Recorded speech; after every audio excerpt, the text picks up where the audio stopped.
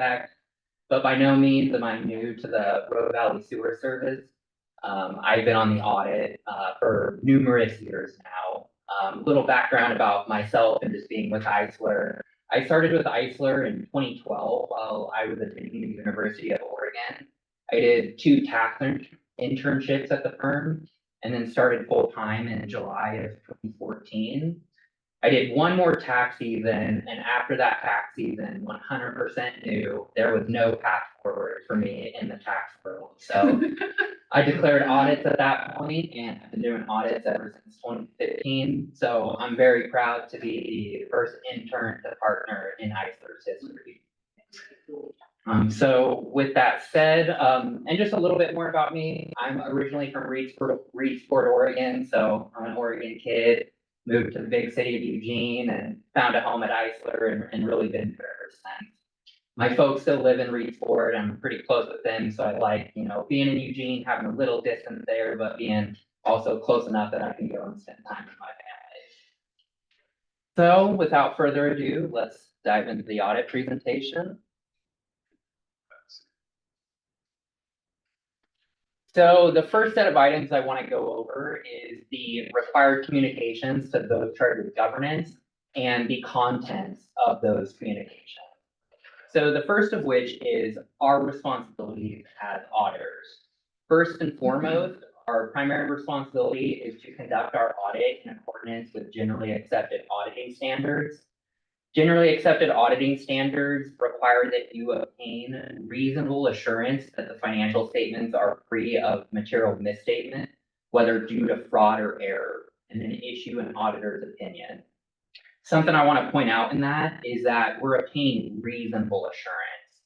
So although reasonable assurance is a high degree of assurance to obtain, it's not quite an absolute assurance.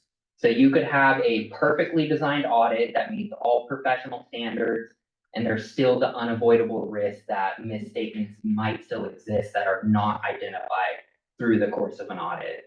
Again, just one of those unavoidable risks of an audit. So to do this, to obtain that reasonable assurance, we start by identifying and assessing the risk of material misstatements within the financial statements. To assist us in this process, we take a close look at internal controls, develop a thorough understanding of the processes and controls in place, and use this information to design audit procedures that we believe will be effective and efficient to address the risks that we've identified. And so after we've designed these audit procedures, we're then ready to apply them to the financial statements. Our typical procedures is a variety of different tests. The three most common that we use is a test of internal controls. So if we develop our understanding of the internal control process and we say those are really good controls, we think if we're able to rely on those controls, we can reduce the testing in other areas. We would pull a sample of those controls, review them, make sure the controls are in place, operating effectively, and detecting and correcting any misstatements. The next common testing that we do is called a test of details. Pretty straightforward test where a lot of the times we're using the general ledger to pull a sample, and then we're vouching those transactions to supporting documents to make sure that they've been reported accurately in the right period, in the right account, those types of things. And the final most common type of test we do is what we call a substantive analytic. This is where we're either looking at multiple balances and identifying a relationship, or one balance that has a relationship with other factors, and then using this information to try and predict the current year balance. And we set thresholds for that. And so if it's within our acceptable threshold, we're good. If it falls outside of that threshold, then we need to investigate that difference. We can possibly investigate that, redo the analysis if we learn more information that can assist with our analysis, and then kind of recheck those discrepancies from the actual to the expected.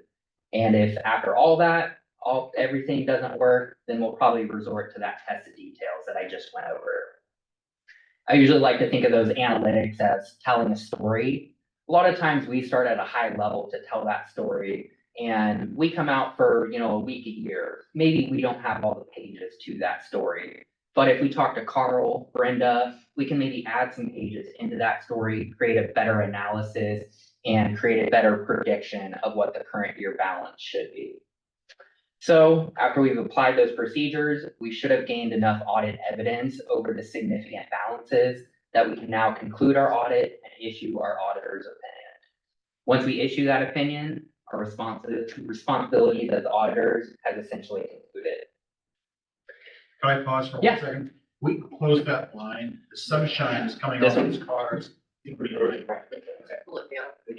Just the left one, right?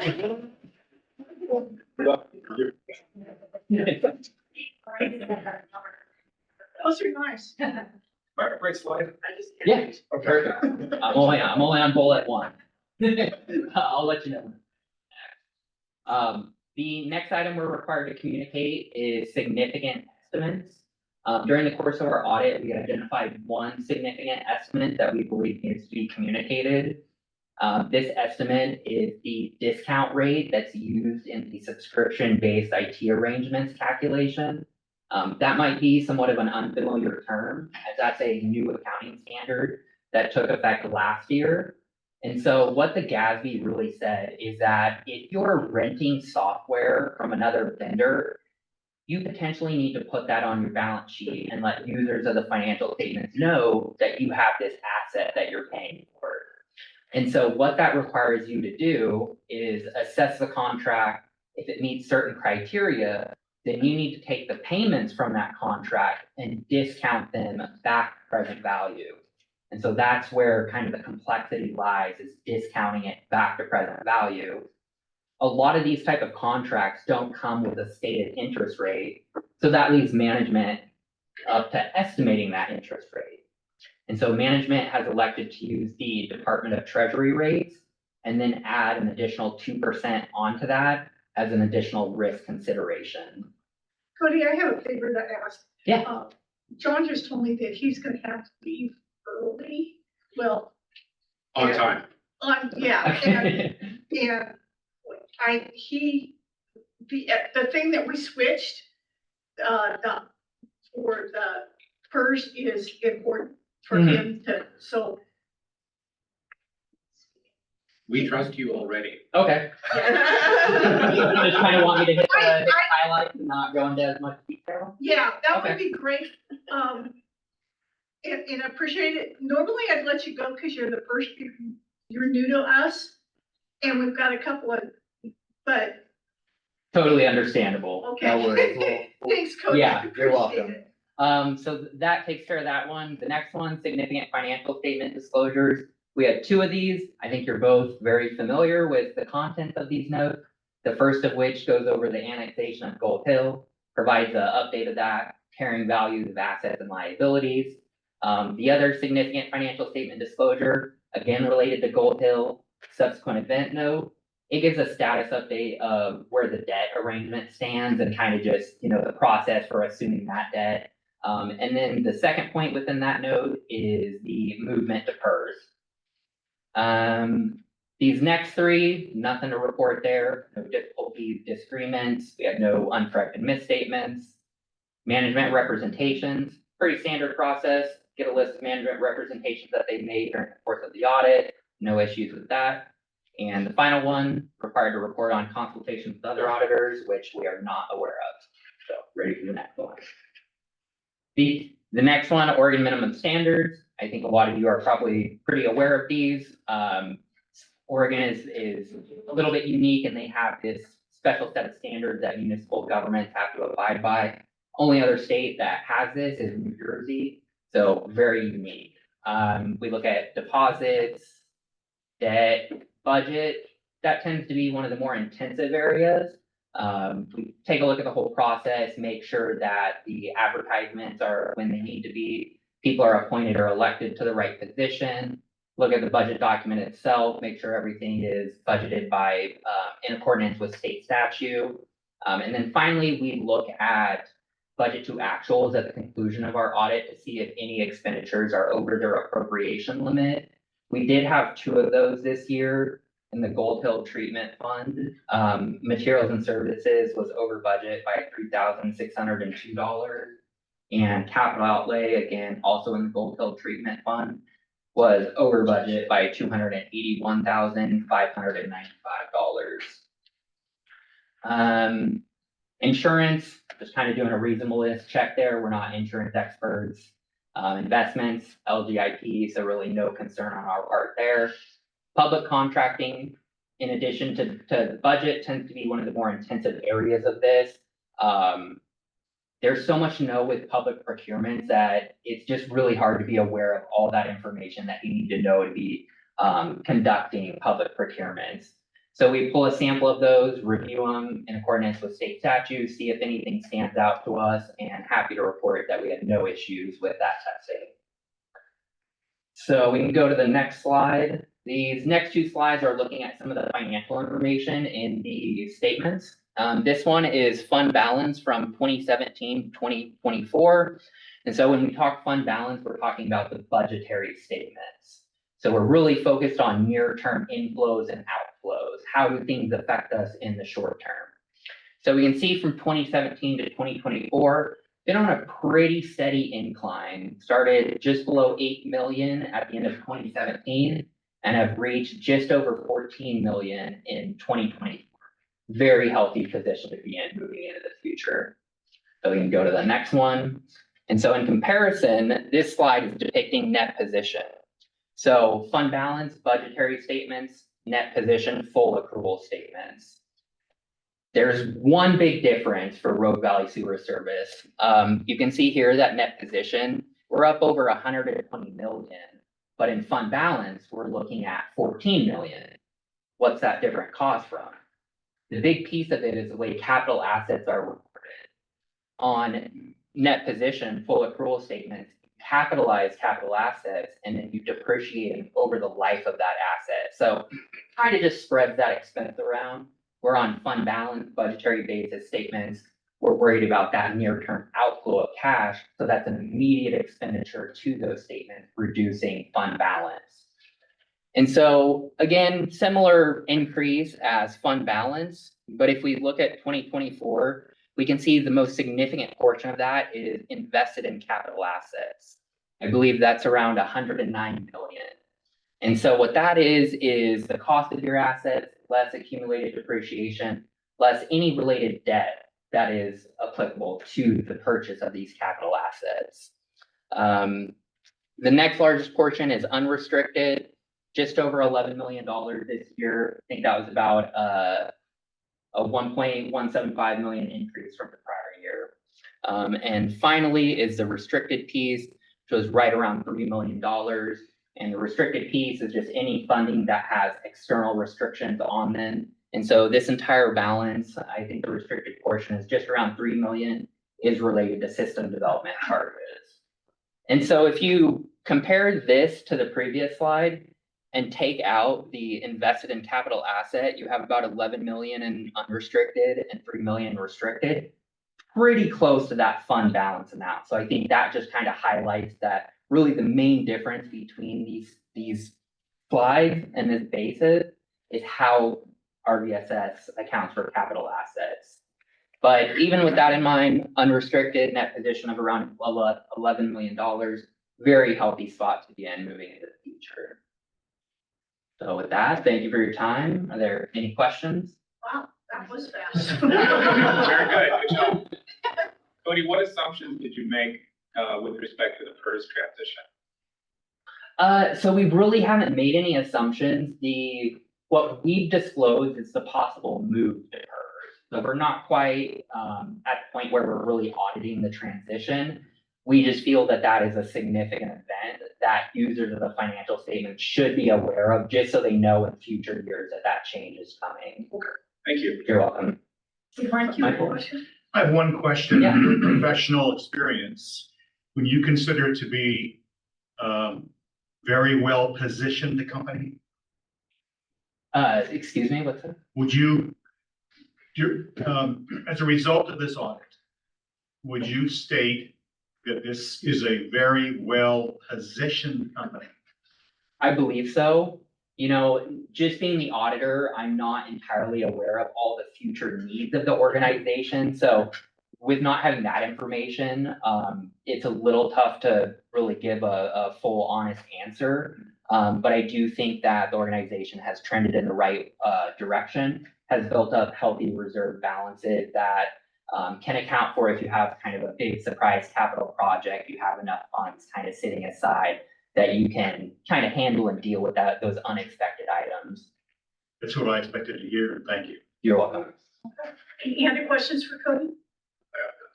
Any questions? You mentioned the subscription IT services and all those.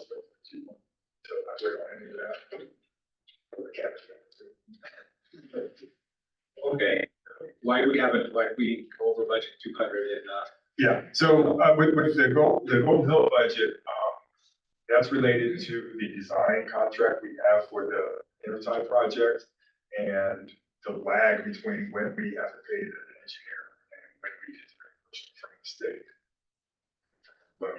So we had some expenses, last year in the spring, and we didn't get reimbursed for that until after the fiscal year. So that's where that part comes from. The subscription IT, that's somewhat new. Way back when, you would buy a piece of software and you get a disk with like a 500-digit code that you have to type in accurately for sure. And then it was on your computer, and that was that. And when it got obsolete, you could buy another one. And the way they do it now is they just charge you an annual fee to have access to it. And they get all the updates and everything automatically.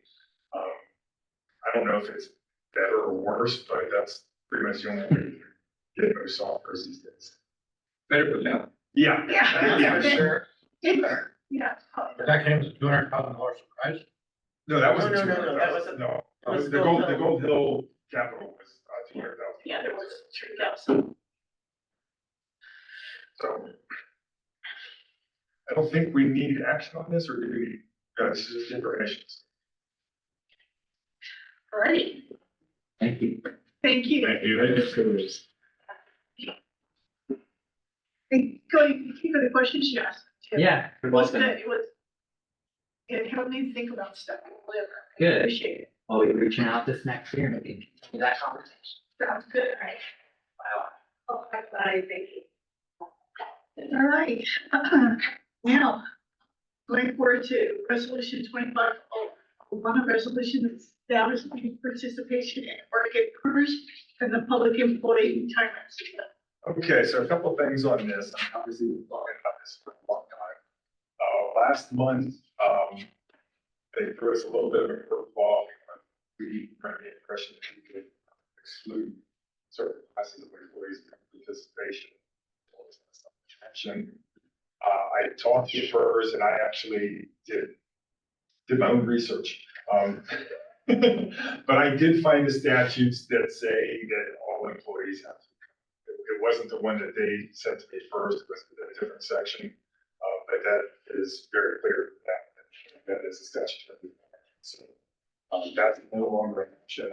So if we do go to join the article, everybody even if we receive plans to retire before. The next thing, which I haven't shared with you yet, but something I just learned today. And I think you're all aware that every 2 years they do their actuarial review and they adjust the contribution rates. So I've got the new contribution rates for a new employer. So they were initially 11.08%. Now they're up to 12.57%, which is a fairly significant increase. So instead of increasing our employer contribution to retirement under the old rate, we were looking at about 2.5% increase in our retirement expenses. Now we're looking at almost just under 4%. So the total cost for doing that, based on our current year's budget for the salary expenses, goes from around $90,000 up to just under $50,000. So that's, I want to make sure when we make decisions like this, because this is a big decision, that we are fully aware of the expenses. And then also understand that every 2 years they do make this adjustment. Sometimes it goes down, but not long. I looked, Yeah. and I actually pulled, their rate schedule from 10 years ago, and compared a lot of the local organizations here. Most of them are double what they were 10 years ago, some of them even more. So, you know, that is a consideration that we would have. You're right, of course. One factor is whether you have tier one people here or Yes. not. And I think we may have one. We have tier one right now, yeah. And so would that person get pension based on tier one? Yes. Okay, so if we have 1 out of 40 people, it's gonna be expensive, and Yeah. 5 people will retire, people don't get it. Right. But as people get older and as people invest, yeah, it can, it should go down if they do well as far as their investment returns, but CalPERS and mortgagers are notoriously awful at that. I mean, I don't know, CalPERS made 9%. I'm not gonna tell you what I did, but it was more than 9. My income sure doubled everything. But they're a little pathetic. Yeah. So you would think that in a good year, they would be capitalized on it. Yeah. I have no idea what they do. Yeah, last year they didn't do so well. And take the example.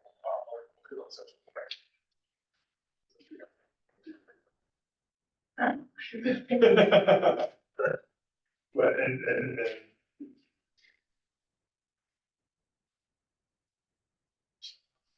There we go. So central point currently today for their ops, which is what we were running, been 15.58%. Starting in July, it's going up to 19.4%. 10 years ago it was 11%. So there's a little bit less than double. So, you know, that's, I think something we would probably expect to happen. So make sure everyone understands that consideration. CalPERS made 9%, and S&P was 20. Yeah, yeah. So. Throw that out for discussion. I mean, you know, we've known this all along, that it is a very good benefit for employees. It is financially difficult, problematic. I mean, it does. It presents challenges for Yes. the employer. Yes. It is a benefit for the employees. And we have good employees. Yeah. And if they want this, that's good.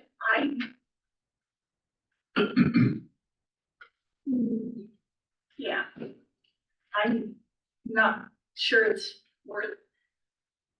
But if all the employees in the board think it's cool, we'll do it. Well, so if it doubles, it goes from 90, let's say even to 200. Mhm. Yeah, I mean, you And know, our budget is 18 million? yeah, in that range. I mean, it's our personnel budget, last year. Last year, our total personnel budget, wages and benefits combined was 5.3 million. And the benefit portion of that, which included both retirement and healthcare, I think healthcare is the biggest chunk of that. Yeah. Is about 1.8 million. So that's gonna go up, you know, to just under 2 million, just based on. So every year we'll expect, like we always have, the benefits, healthcare benefits to go up. And first will go up every year too. And that will be changed, you know, can be 4%, could be even more than that. So Yes. those are things that we just keep in mind, Yeah. that it's the cost of doing business for. Is there anything we can do to offset it, not necessarily with respect to salaries, but I know we periodically had a chat about SDCs, things like that. Right, yeah, and we'll have a chat about that probably next month. Yeah. And I think, Because we're starting it, right? But yeah, totally. And one thing I guess many people who voted for me are going to burn me that much now, but I think the larger developments that require larger projects, we maybe want to think about an SDT that somehow is different if you have a giant project like South Stage, for example, or Centennial, things like that, versus a mom and pop building a ADU in their backyard. Yeah, I don't, I mean, we're off topic a little bit there, but. Sorry, Yeah. sorry, you're right. My bad. You're the one with the time constraints. too. But your point is well taken. Yeah. I'll say that. Thank you, Mike. So the question, comes down to is, are we going to ask PERS to join? And with the understanding that the rates have gone up since we first started looking at this. And we certainly can in the future. So, nothing to stop it, I guess, from reducing the rates. His question is it sustainable? Yes. That, yeah, In the future. At that rate. Let's look at Central Point. 10 years, if your rates have gone 11% of salary to was 20% of salary, your salaries have gone up quite a lot in that time too. So Yeah. it's kind of a double And increase. all your other benefits have gone up. Yeah.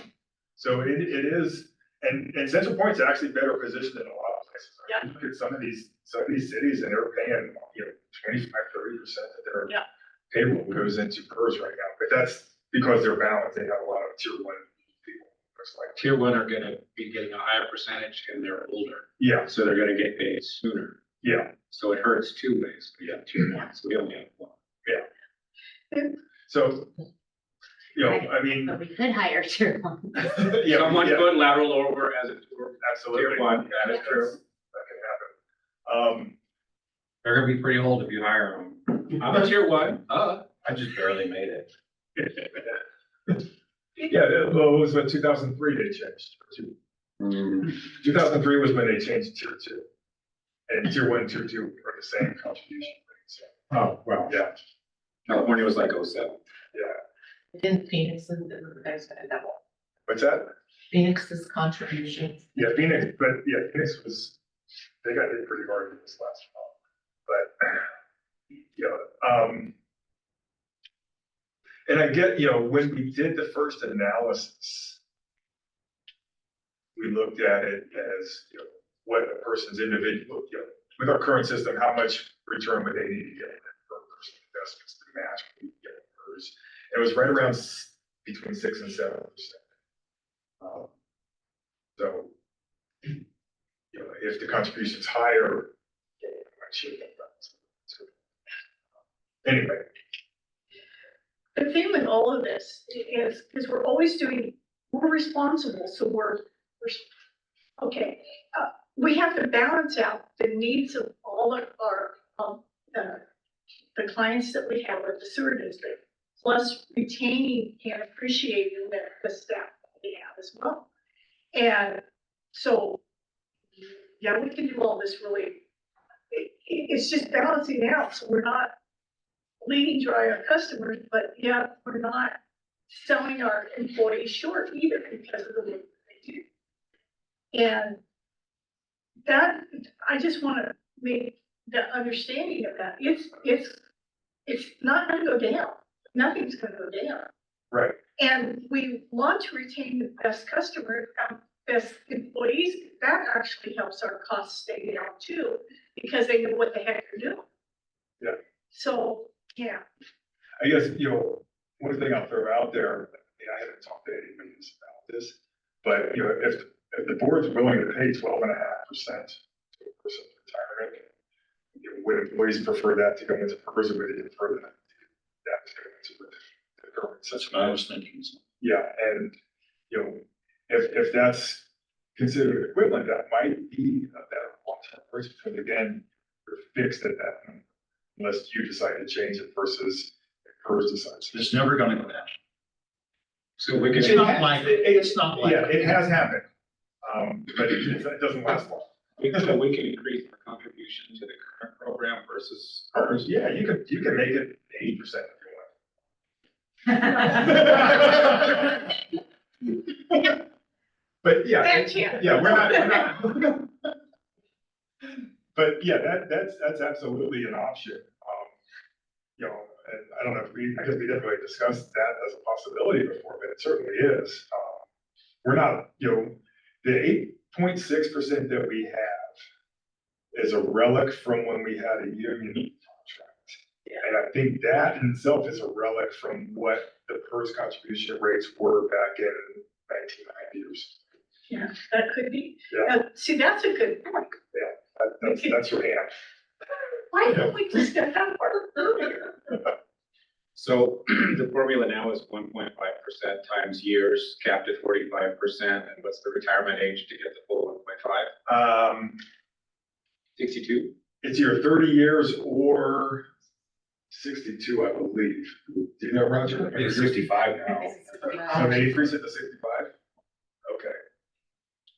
So 30 years or 65 and you get the full one. If you get a haircut, if it's, be lucky, if you Yeah. retire early, does it go above 1.5 as you retire late? I don't think, no, it does not, as far as I know. So I guess we have to ask ourselves how long people are gonna work and then 1.5 times that and their salary and think about how much that is, which is hard to do because it's very apples and oranges. Yeah. Yeah. And then ask yourself what kind of return on 12% per year Yeah. would they have to make, including their appreciation to Yeah. get there. Well, I did look at that, based on the 8.6%. Like I said, it was right between 6 and 7%. If you average that over the course of a 30-year career, if you average 7% over the course of a 30-year career, you'd be better off than what we have versus PERS. Whereas if you average less than 6%, you'd be worse off. And that was the analysis we did last summer. I know another establishment that I was associated with a while back, it didn't have PERS, and what they had for the 401k and different things for the employees always did better than PERS did. As far as he was managed differently, I guess, but sometimes it wasn't substantial, but it was always better. And there is the psychological benefit of a pension, which is not nothing. I mean, that's, knowing that you're sure that you're going to get that. There's, you take higher risks to get higher returns, and you take lower risks to get lower returns, but you're never guaranteed to get it.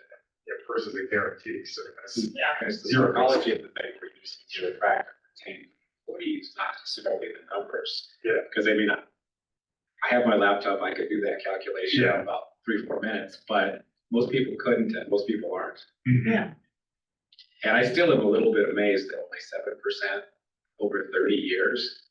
So a double, 2 to the 8, you do the rule of 72, we double every 10 years, if it's 7%. Yeah, well, you have to put an end date on it when the time. So I think I used, I don't remember, it was, I think at 88 years old. They have tables of when you're supposed to die. Yeah. I think I'll show that one I'm showing up late.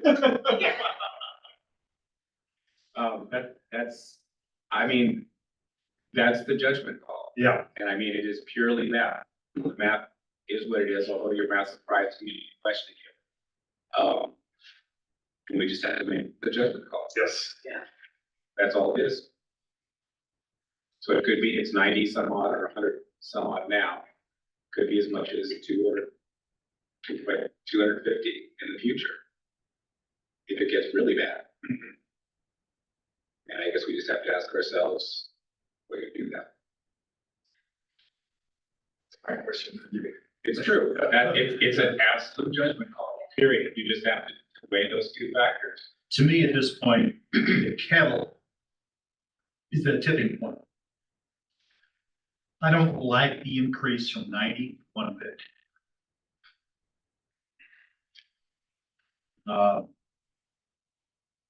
That's just the way I feel.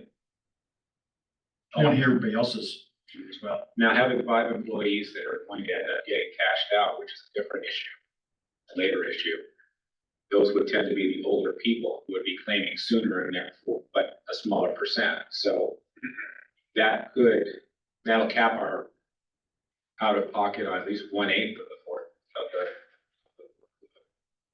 until they're replaced.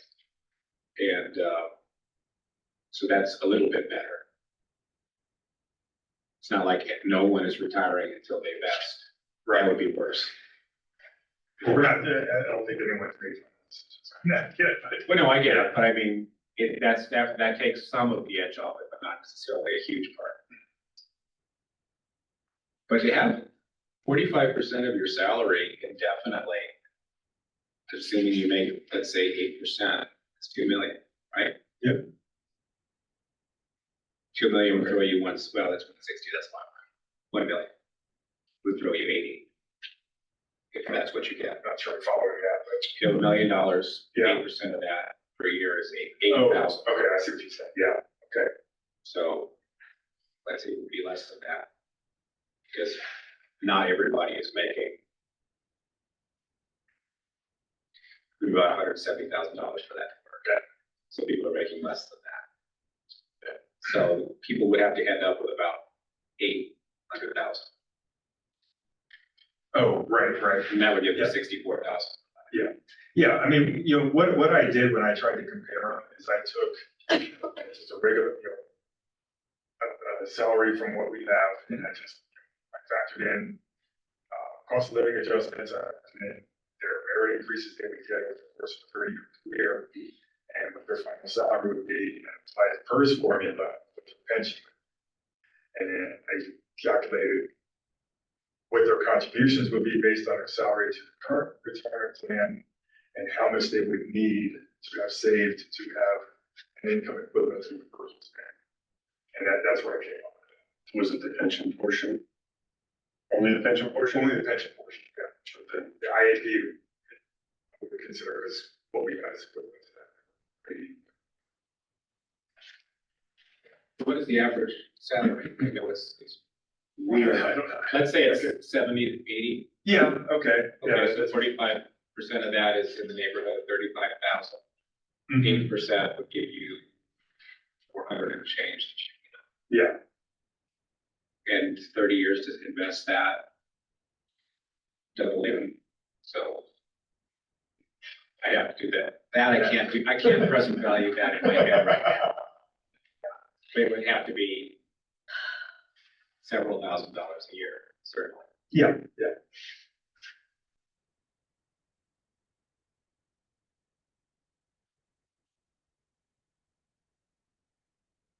So, yeah, I mean, again, the question that we have is, do we want to provide this benefit, knowing that it's gonna cost, we know what it's gonna cost the first year. And we have a pretty good idea, but we're not guaranteed that cost is likely to go up in future years.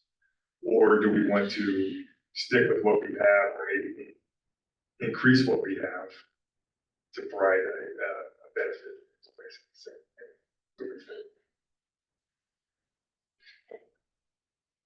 There's always the pros and the cons. It is, and it's a, you know, and I think the hardest, and the hardest thing for me on this also is, you know, what works for me doesn't necessarily work for other people. Yeah. And vice versa, so there's nothing that's gonna be ideal for everyone. And you gotta go with, how does it work best for most people, including our clients as well as our employees. On some of the pros for PERS is the guaranteed part. And that if you are with a different organization and you see the light and come to work for us or whatever, you know, you can transfer that. Yeah. And so that's a good tool for recruiting and stuff. For me, those are the only two pros. I wouldn't go to an offer. Chance. No, you wouldn't. Hell no. Not once you had it first, That no. would be idiotic for me. Yeah.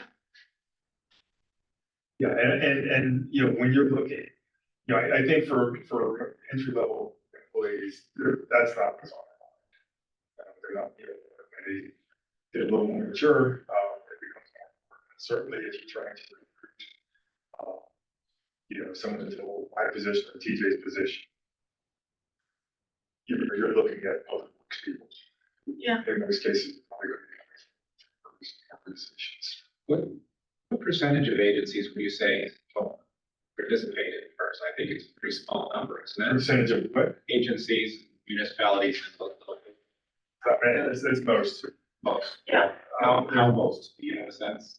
I would think, 90%? Everybody locally, except for Eagle Point, every city locally except for Eagle Point does, and Eagle Point still does for their police, but not for their general service police.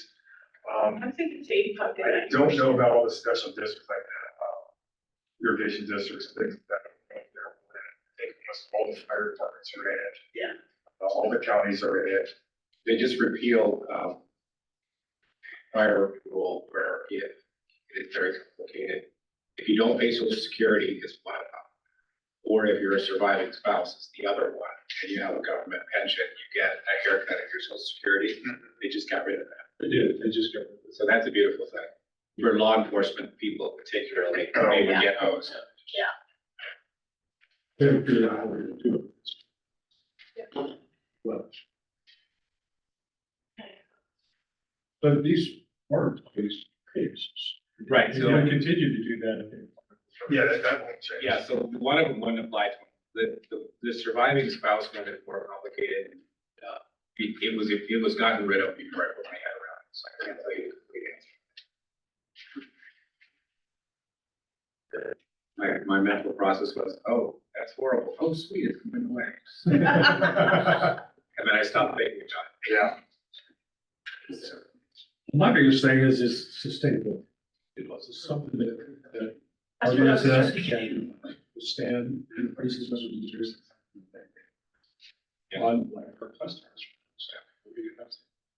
Start figuring in higher rate increases. In year to contract. Well, let's say it costs, let's say things get horrible and it ends up costing $250 a year. Is that horrible? That's certainly bad. So, no, it would be worse than it is now. Right. Yes. And how many ratepayers do we have? 100,000 I mean, what? ratepayers? 32. 3,200. Population of around 90,000, but I didn't know how it counts. A little over 30. Yeah, So about that's 30,000. less than $10 a year per person, which, I mean, I'm not volunteering that, but I'm just saying it's. But we have to understand more now, but we've got things, and we may have other things come up, like with the method water treatment plants that we have, that will, so things come up, not just expenses with employees, but expenses of keeping the system going. And then you have to pass those along too. So, but you never can plan for everything. You just gotta do your best. Special districts.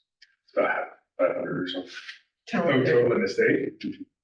Tell them. No, it's about 500. I got you. It's about 500 special districts that are on that. Yeah. Wow. Plus or less. River Valley and Talent and irrigation. Yeah, so, yeah, I mean, most, like I say, most local governments in Oregon. About.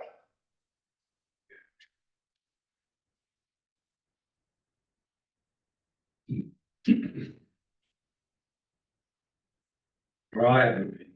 I want to hear it, please. So, we've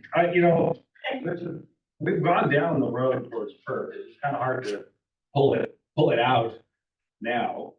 And we operate like a public agency, there's gonna be costs, so, and so whether it's, I mean, if it goes up even astronomical more, we just pass on the costs to the ratepayers. It's what we do. It's our job to keep ourselves whole. And it's just what it is. I mean, rates are going up in all the towns, they're associated with PERS as well. Yeah. And so I can't see us, pulling it now, but I do think that they should go back to the employees as an option to bring their benefit up to, if they'd like to keep their system with what we'd be paying PERS. At the 11% part. I mean, like repoll the staff and say, we can still do PERS, but we can also not do PERS, but we would increase our contribution to the 12.5%. Or was it 12.5? Yeah, Well, 12.57.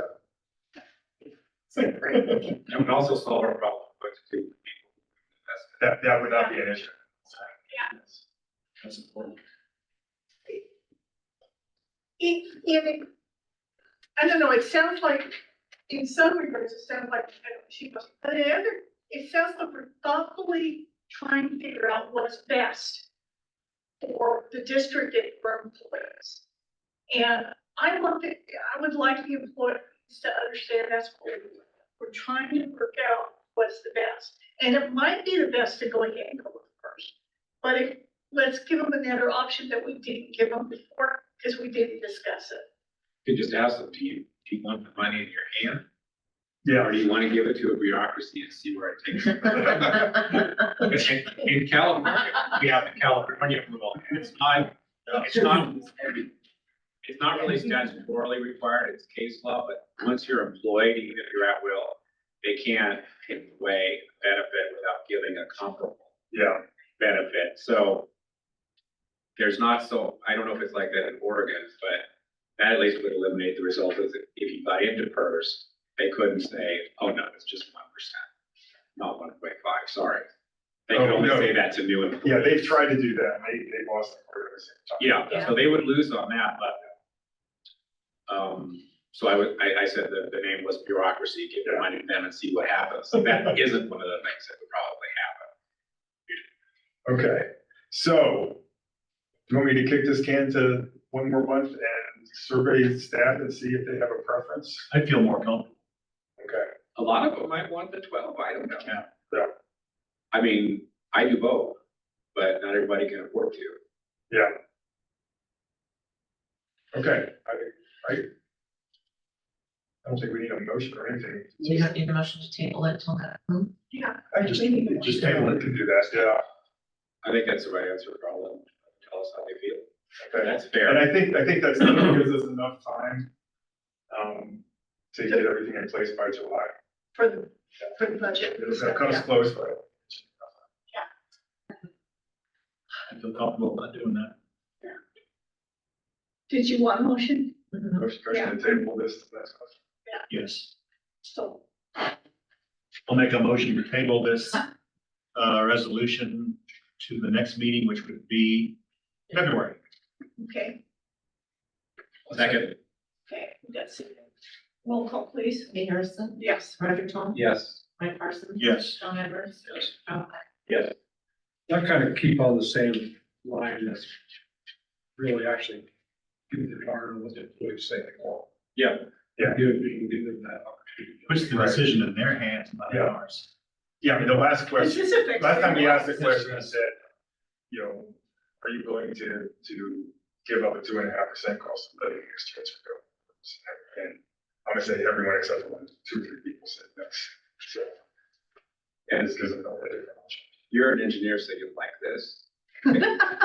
Can we see some of the math as far as the alternatives in our next thing? Just- Oh, yeah, absolutely. Yeah. I mean, it's very easy to do online, but Yeah. present valuing is a pain to do. Yeah, And actually, I would like that. I'm not an engineer, but I like numbers. okay, And you wouldn't have to wait till the next meeting to give us those figures. okay, yeah, all right, I would Like that. probably next week. Okay, Yeah. sounds good. So, moving on. All right, Are we moving on? Are we I hope so, moving yeah. on? Okay. Project updates.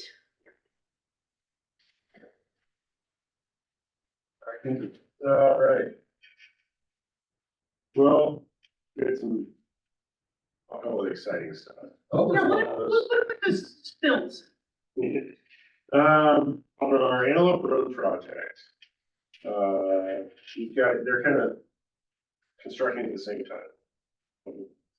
We got a sub going down Antelope, and then we've got the general contractor going up to the border. The general contractor's getting in, got a 40-inch steel casing, and drilled and bored. And We just got word this week that they shot the casing once it was in. They slammed it in right before Christmas. Too high in the south end, Oh, which that's is, not good. no, it's not good. It's probably an easier decision than figuring out what to do with PERS.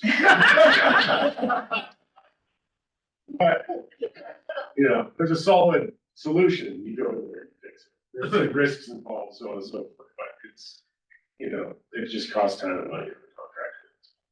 So they're gonna, at the end of the day, they're gonna try to weasel their way out of it. I mean, this is how it goes. They're gonna try to figure out some fix to step over $1 and take up the time and not have to do it, just completely redo it. It's just the nature of these things. And If they completely redo it, probably save us headaches in the long run. oh, yeah, yeah, I mean, it's gotta be, that's the thing about it, which we don't really have to make any decisions.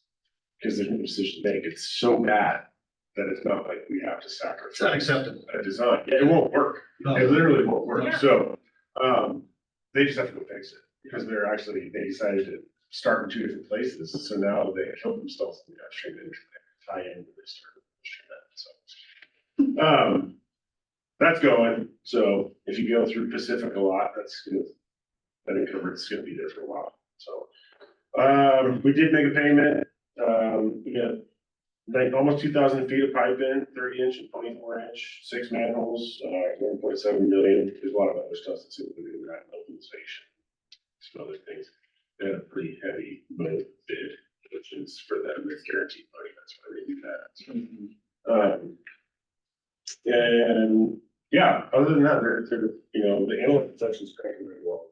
And everybody's kind of on the same page was to be expected at this point. There's just no question that we can do this. Moving down to Shady Creek Pump Station number 2, that project is done. It's been done for quite some time. They've done this one. Well, as far as our TJ, had some grading stuff we had to massage in, which is standing on and things like that. Pump station is great, that's all. The last thing on that is we have to submit our code documents to DEQ to get that. That's what you back in, please, and we've already submitted it, we sent that back to DEQ yet, so. As before, we're all the way to the Gold Hill Crossing, J362 Gold Hill Railroad Crossing plans. We're just working through design. That we probably have to get. There's an easement, the line that we're going to use on the farm. I said that in all west, we didn't call us. We're gonna line that pipe. There currently is no easement. So we actually have to go in there and adjust the pipe slightly and drop it down to make it flow.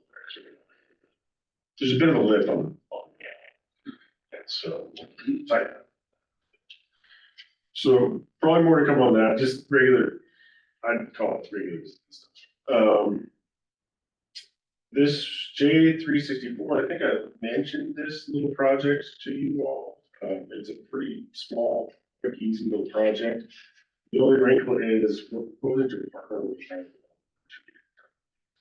project where if you guys see that the green line there is the existing sewer, and that's actually pretty accurate as far as locations go on that map. It's right under the property line, right under all those fences, and it's an old asbestos concrete pipe. And it's beyond its usable life. It would probably function for quite some time, but they are going to, as a condition of this project, which is that kind of big open field to the left there, the county's requiring them to put in a CMU sound wall. So which is going to be right over the top of that pipe.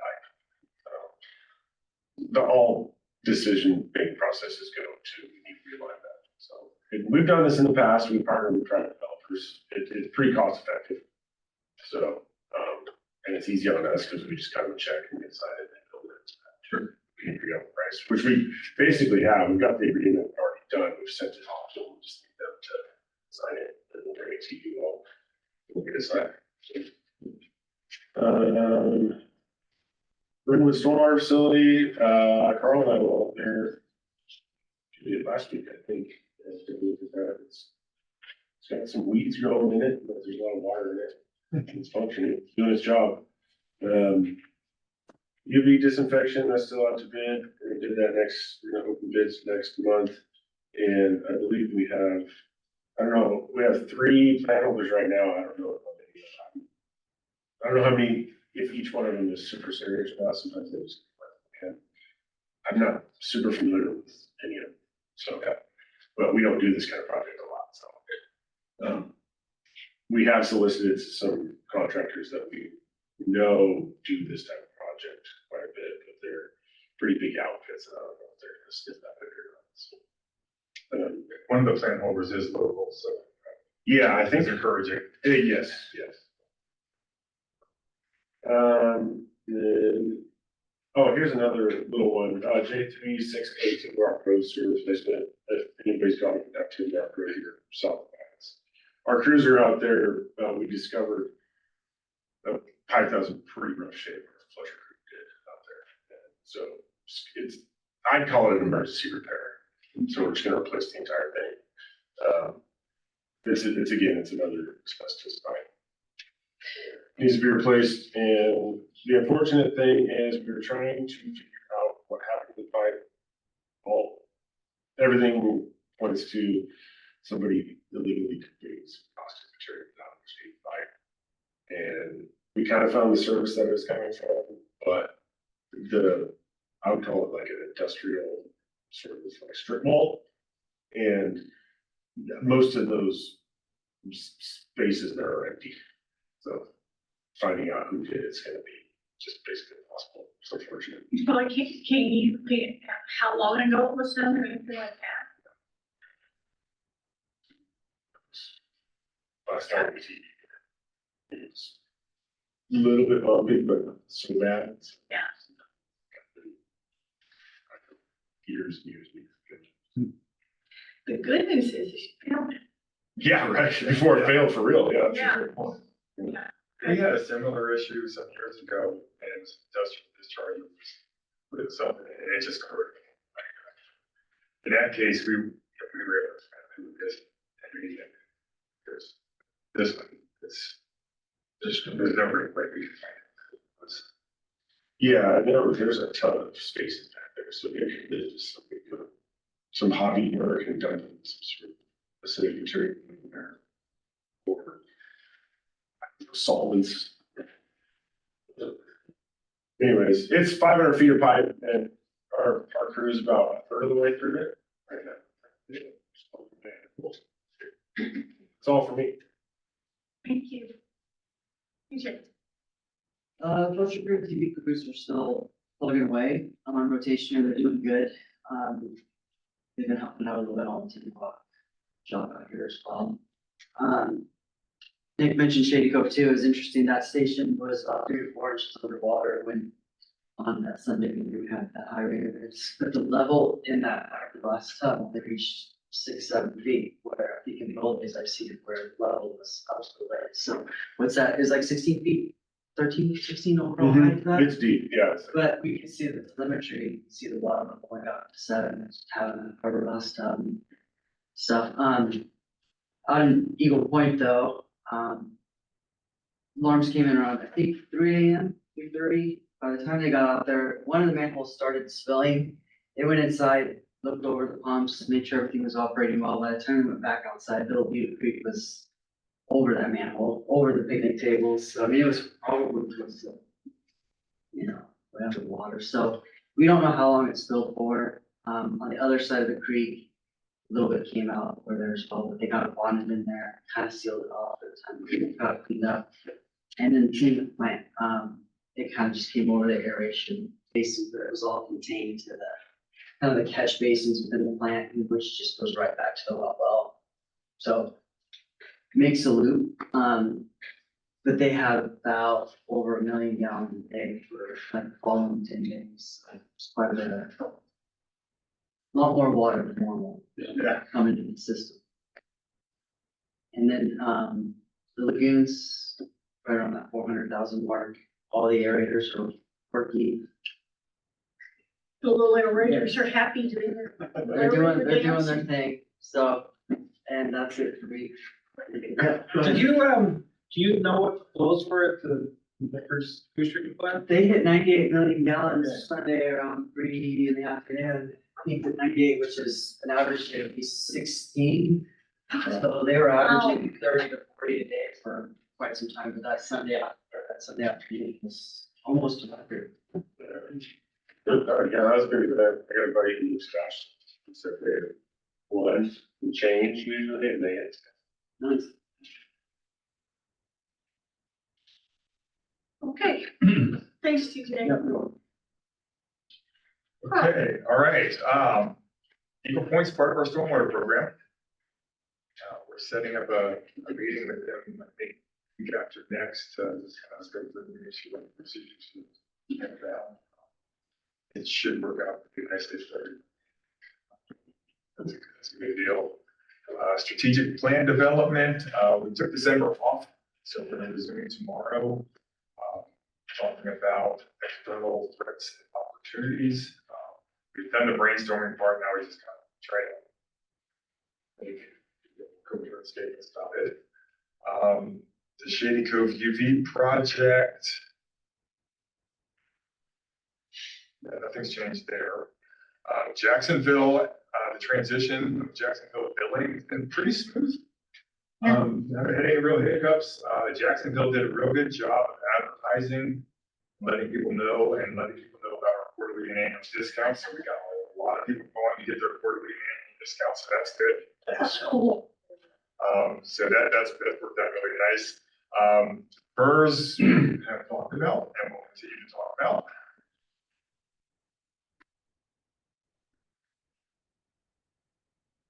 For dinner, we reserved the space at the Eagle Point Golf Course. I think it's called the Talent Restaurant. Is that for Sunday, March 16th.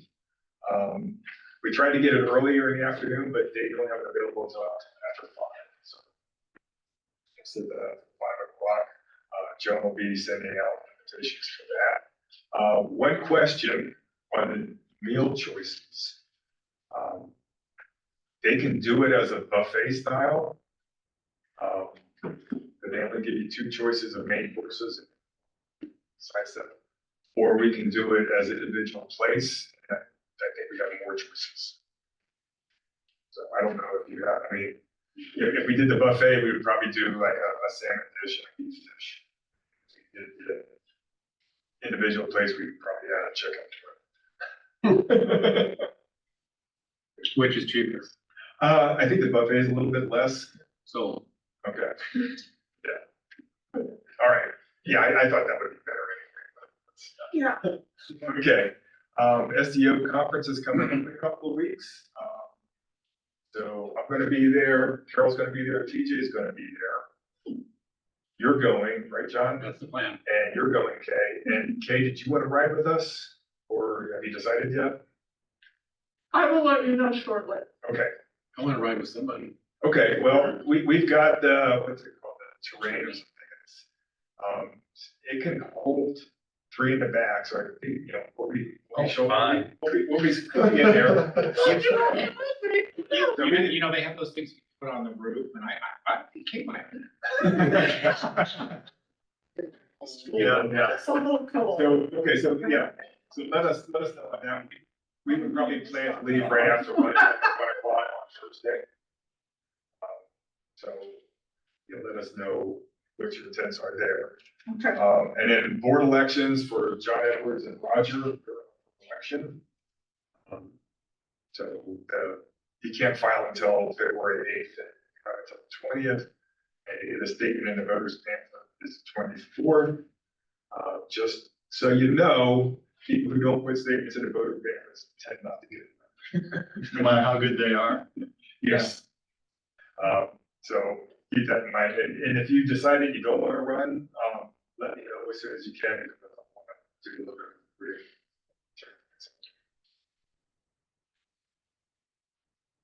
I think that's all I have. Can't we would like you to run, but if you don't want to, that's okay too. Yeah, I mean, it's, it's a commitment. You gotta put some work into it. If you want to do it, that's fine. I'd love to have you all back. Yeah, I saw it. Okay. The other one with the turds on it? Yes. Yeah. Group stops here. Worked 4 years ago. Did well. For sure. That's what Jim Lewis neutral, but what shows him there. Oh, Oh. That's what Jim Lewis did for the statement in the Rivers fans. Ready to go. That probably would have still. Anyway, that's all I have. Okay. Now I need a motion for the claims, please. Make a motion to pay the claims. I'll second. Motion seconded. Roll call, please. Anderson, Yes. Arvidsson, yes. Mike Parsons. Yes. Sean Edwards. Yes. Quinn. So the biggest check I've ever written my name on is in that stat. Mrs. Sir. Hello, sir. Yeah, must be. Okay, are we adjourned? Oh. Motion to adjourn. We're adjourned. You signed the PO too?